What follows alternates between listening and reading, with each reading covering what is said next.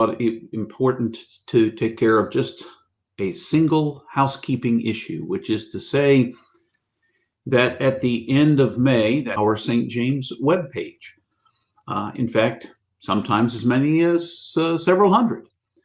And so these will not, the archives will be available, hiatus, a period of time to kind of contemplate and transition as I move to a new place myself.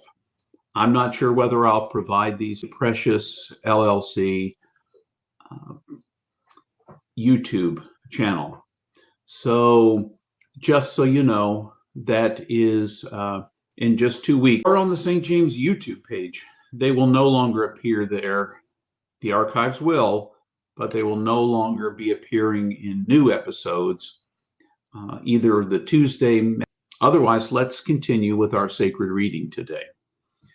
We are looking at Ruth, and we have moved this week into the 3rd chapter of Ruth. A quick recap. Naomi is married to Elimelech and has 2 sons. They live in Israel and discover that, not so much discover, but live in a time of famine. And so they move to Moab, where their 2 sons marry 2 Moabite women. Ruth refuses to leave Naomi, and they journey back to Bethlehem. Women at that particular time could not really own property on their own or provide for themselves. And so there were pieces of the law that allowed for them to find ways to take care of themselves. And one of those for herself and Naomi. When Naomi has a conversation with her about where she's gleaning, she finds out that she is gleaning in the house of Boaz. The fields of Boaz at the time would have required that Boaz, as a close relative, take care of female relatives who didn't have other means of providing for themselves. And so we learned just a couple of weeks ago that he is a kinsman redeemer, a goel, in one who has a right to redeem in the last chapter. So we trust that God can continue to speak today. And so the text, rather than attempting to fully do a deep Bible study behind all of the words and phrases to our lives.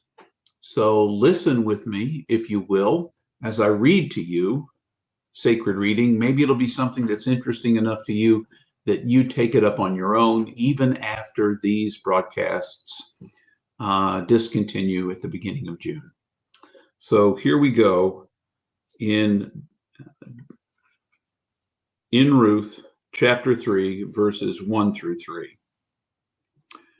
One day, Naomi said to Ruth, "My daughter, it's my duty to ensure your security and fulfillment and make sure you are provided for.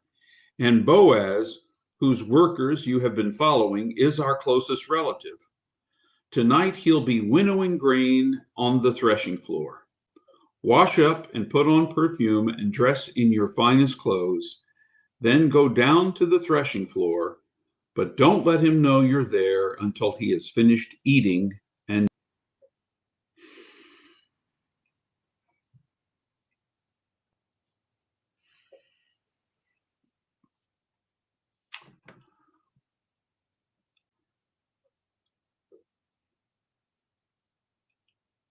Okay, I have to say it right off the bat. It is very easy to be distracted by a society that does not see women as fully equal, as fully partnered with the men.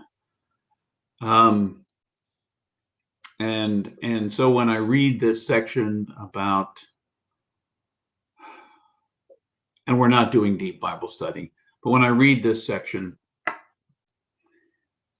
I feel mixed feelings about it, knowing the deep Bible study kind of background of the text. However, having said once again that that bond, and particularly the bond that often happens among those who are considered to be the outsiders and on the margins. Naomi's duty, she says, to ensure security and fulfillment and make sure you're provided for.